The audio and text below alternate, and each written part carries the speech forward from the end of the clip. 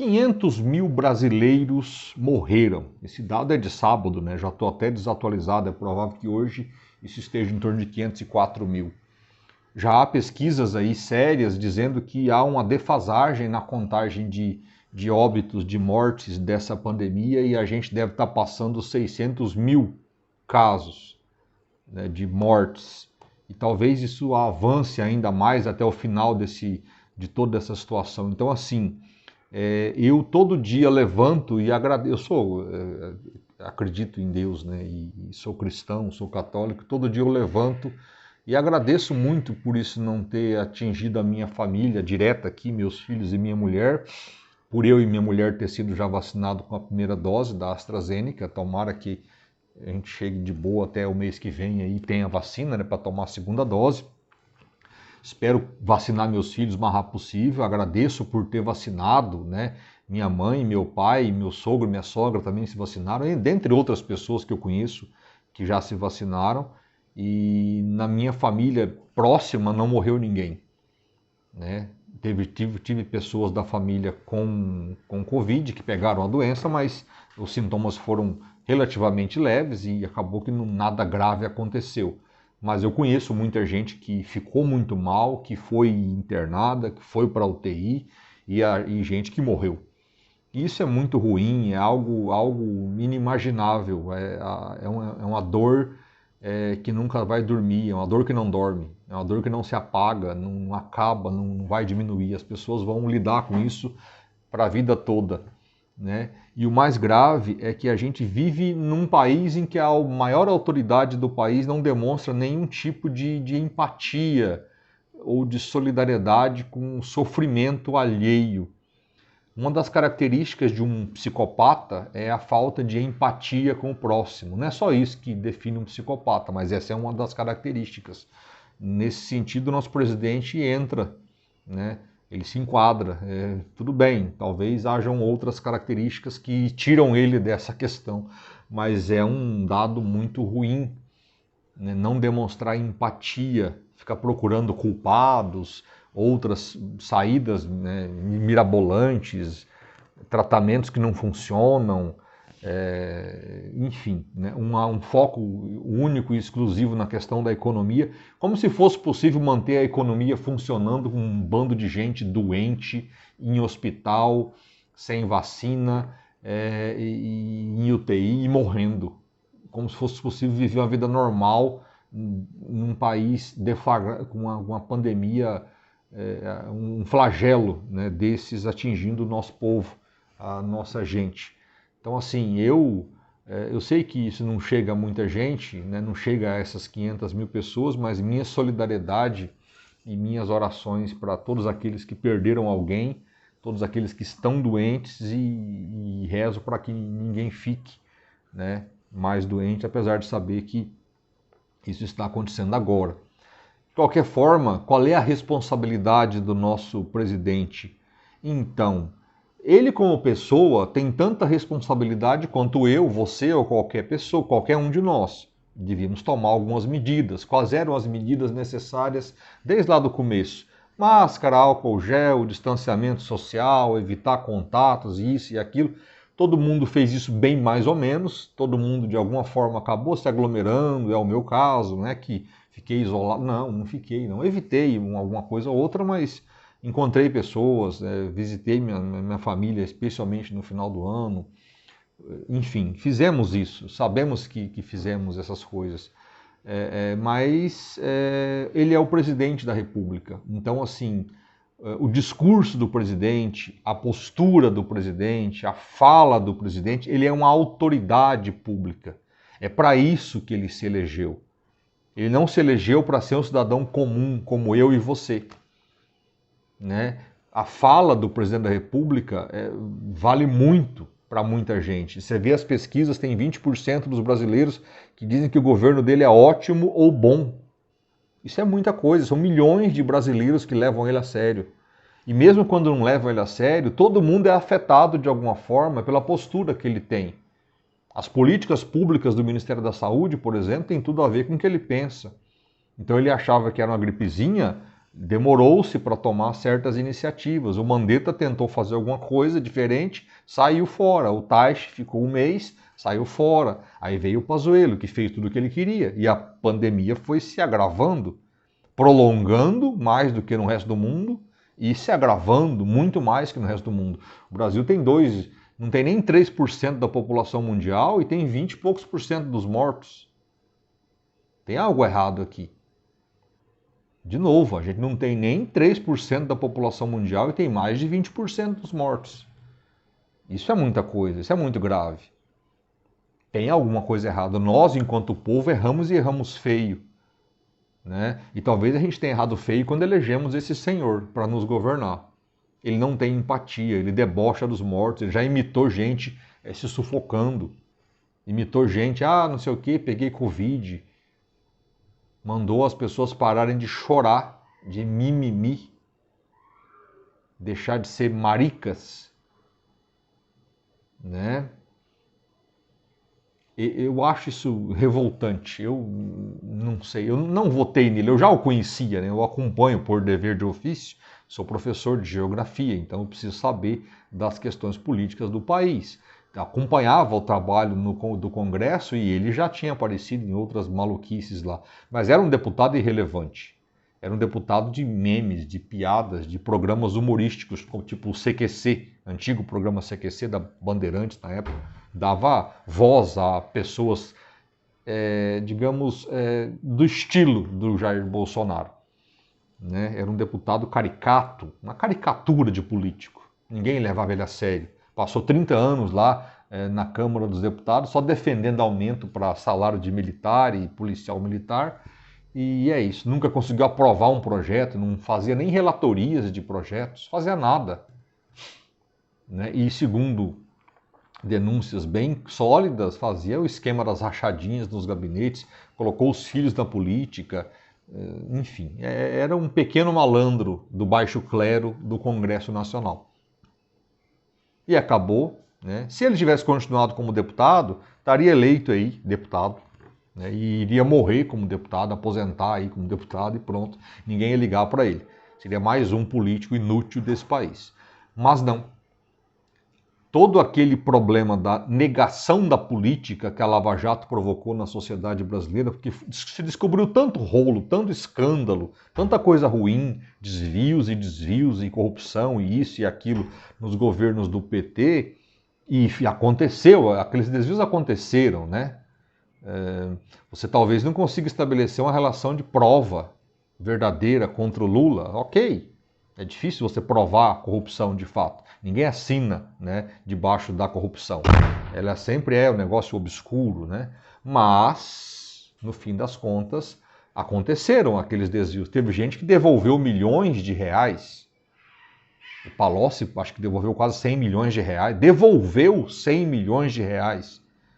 Imagina o tanto que não ficou com alguém aí, enfim, não se sabe, né? A questão é o que aconteceu. E aquilo tudo foi jogado na cara do brasileiro, né? E aí junta a crise econômica que veio no final ali do segundo governo Dilma e tá a tempestade perfeita para um impeachment. Dilma cai, Temer assume, faz ali um governo de reajustes e tal, não sei o que, não vem ao caso agora, mas aí a gente tem um período em que a política foi negada pelos brasileiros. Os brasileiros deixaram de acreditar que havia possibilidade de resolver a coisa na base da política pura e simples. E optaram por pegar alguém que, segundo se falou, era de fora dos esquemas. Não era. Ele era fora dos grandes esquemas, mas era dentro dos pequenos. De qualquer maneira, valeu. Ele conseguiu convencer essas pessoas. Juntou ali um discurso moralista, família brasileira, religião, pátria, essa coisa toda. Tudo mentira, que ele nunca foi a favor da família brasileira. Não tem essa história. Nunca se comportou como alguém de família, né? Religioso, nunca foi, nunca demonstrou nenhum princípio religioso na vida dele. Só falou, e aí começou a ir em uns cultos, aí se batizou, né? Bem curioso. Pastor Everaldo, Pastor Everaldo batizou o Bolsonaro no Rio Jordão, e o Bolsonaro disse que é católico, mas batizou lá numa igreja evangélica no Rio Jordão. É estranho, mas sim, passou. Todo mundo queria acreditar. Essa é a questão. As pessoas estavam tão decepcionadas com os políticos mais tradicionais do Brasil, os poderosos da época, que queriam se agarrar a qualquer coisa e se agarraram nele. A culpa de tudo isso é a Lava Jato. A Lava Jato teve um mérito gigantesco, que foi prender bandido pela primeira vez, prender bandido grande, né? Bandido rico, grandes empresários, grandes políticos, mas os métodos que ela usou transformou a política em si numa coisa suja. Para a Lava Jato, toda a ação política passou a ser sujeira. Né, independente do que fosse, às vezes era um negócio menor ou maior, não, é tudo bandido, tudo ladrão, tudo safado, tudo é feito em função de malandragens. Resultado, temos que pegar alguém de fora dos grandes esquemas. Surgiu o Bolsonaro. Ele veio com um discurso severo de segurança pública, até agora não fez nada em relação a isso. O ministro dele dessa área até saiu fora, que é o Moro, né? Enfim, é um governo meio incompetente, até para colocar em prática as coisas que ele defendia em campanha. O liberalismo econômico do Paulo Guedes é só da boca para fora, né? Nada de liberal esse governo fez ou tem feito, é um negócio estranhíssimo, né? Enfim, e o governo se comportou de maneira negligente na pandemia. Bolsonaro resolveu defender a tal da imunidade de rebanho, que nada mais é do que contamina-se 70% da população e aí depois o vírus vai parar de se espalhar por aí. Segundo isso, quem disse isso para ele foi o Osmar Terra, um médico lá do Rio Grande do Sul. Deputado federal, inclusive. Pois é, esse mesmo deputado disse que ia morrer 600 pessoas, 800 pessoas, uma coisa assim. Menos que a gripe. E, na verdade, estamos aí, né, com 500, 600 mil mortes e subindo, continuamos contando corpos todos os dias.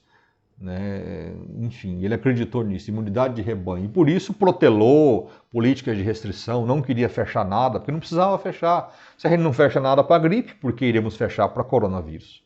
Essa era a ideia, manter tudo aberto, a economia funcionando normalmente. Né? Não fossem os governadores peitarem o presidente, porque está na Constituição brasileira, né? A responsabilidade do território é concorrente, municípios, estados e a União. O Supremo só disse isso, olha, todo mundo tem que se entender aí, porque ninguém manda em ninguém, os três comandam o território. O Bolsonaro se omitiu, não quis participar das decisões, até para poder ficar falando que a culpa não é dele. Né? Quando na verdade ele deveria ser o protagonista no meio dessas questões. Não mandar, porque ele não é um ditador, não é um rei, um monarca absolutista. É um presidente, tem que negociar com os prefeitos, tem que sentar com os governadores. É assim que funcionam as democracias. Mas ele não quis. Deixou os governadores e prefeitos aí. Aí o prefeito faz uma coisa, o governador faz outra, virou aquele rolo danado, aquela confusão, mas de um jeito ou de outro todo mundo tenta se resolver. Né? Não correu atrás das vacinas, só correu quando o João Dória estava já bem na frente. Só foi atrás de uma vacina só.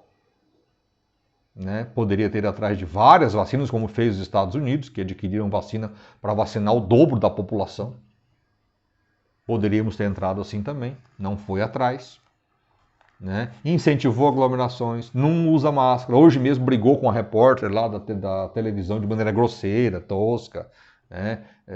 Covarde contra uma mulher, uma repórter, ofendeu a coitada lá, xingou, é uma coisa bizonha, uma coisa bizarra, chinfrim, vulgar, covarde, né?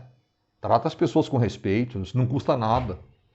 Mas enfim, para a gente ter uma ideia do que ele está falando, não houve nenhuma campanha institucional para uso de máscara. Você não vê na TV, o Ministério da Saúde não fez nenhuma campanha séria para a gente ter um comportamento diferente na pandemia.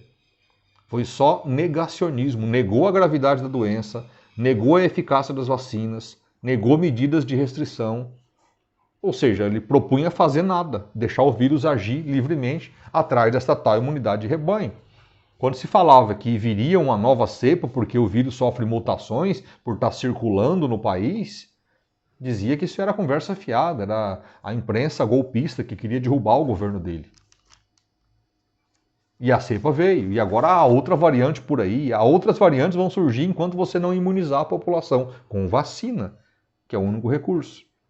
Enrolou para comprar vacinas da Pfizer, milhões de vacinas poderiam ter chegado a partir de dezembro. Só foram chegar agora recentemente.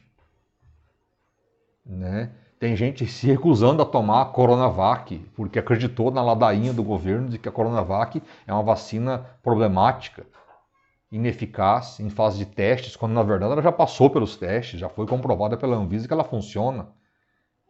É um governo negacionista, é um presidente negacionista. Isso tudo vai passar um dia? Vai. Nada é para sempre.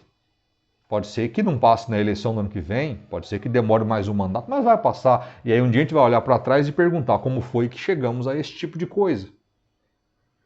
Como que um povo se permite eleger governantes assim. Mas eu não sou assim tão pessimista. Eu acho que esse senhor, primeiro, pode sim sofrer ainda um processo de impeachment, esse ano ou ano que vem. Acho difícil, mas é possível. Né? E pode perder a eleição. Espero que não seja para o Lula. O meu sonho de consumo seria um segundo turno entre, sei lá, o Ciro Gomes ali da esquerda e o Dória na direita. Né? Alguma coisa assim, não estou dizendo que seriam esses, mas dois políticos civilizados e sem esse passado horroroso que o PT tem. Né? E sem essa situação horrorosa que o Bolsonaro nos apresenta. Ontem eu vi o Flow podcast lá, Flow, coisa assim, do Ciro Gomes, né? 4 horas e pouco lá de programa, eu vi um pedaço só, não cheguei a ver tudo, mas é interessante. O Ciro Gomes é um político que, primeiro, tem ideias na cabeça, ele consegue dialogar com as pessoas e ele tem projetos escritos, ele escreveu um livro. Olha que coisa, Ciro Gomes escreveu um livro sobre o Brasil e o que deveria ser feito. Seria tão bom se todos os governantes, os candidatos, né, tivessem propostas assim, colocadas no papel, pensadas, organizadas, para um debate civilizado. Talvez a gente chegue lá. Né? Mas vamos lá. Aliás, tem um aluno meu de Dourados que sugeriu esses dias que eu fizesse um vídeo sobre o Ciro Gomes. Vou fazer. Vou fazer sobre os possíveis políticos, né, os candidatos, mas hoje era mais mesmo uma espécie de desabafo por essas 500 mil mortes, que são mais mortes, a gente não está contando direito. Né? A gente não conseguiu nem fazer testagem direito. Não é porque não tem competência, não é isso, não. O Ministério da Saúde tem muita gente competente, é porque o governo não quis fazer nada, não tomou essa decisão. Bolsonaro não precisa saber de tudo, não, mas um pouco de bom senso já seria suficiente. E isso ele é capaz de ter, se quisesse, mas ele não quer. Né? É um agitador. É isso. Infelizmente. Não há muito para onde ir com ele, mas é possível avançar sem ele. A gente vai conseguir. Eu trabalho para isso desde 2018. Né? Fiz o que pude, vou continuar fazendo. Só espero que a nossa alternativa não seja o PT, porque aí também fica difícil. Aí a luta é muito mais dura. Precisamos encontrar uma alternativa, precisamos de alternativas à esquerda e à direita. Mas a gente vai conseguir. Como eu disse, eu sou um otimista. Valeu aí, até mais. Obrigado aí pela sua audiência, pela sua paciência de ficar me escutando aqui. Né? É sempre uma alegria ter você presente aqui nesses vídeos. Vamos em frente. Forte abraço aí.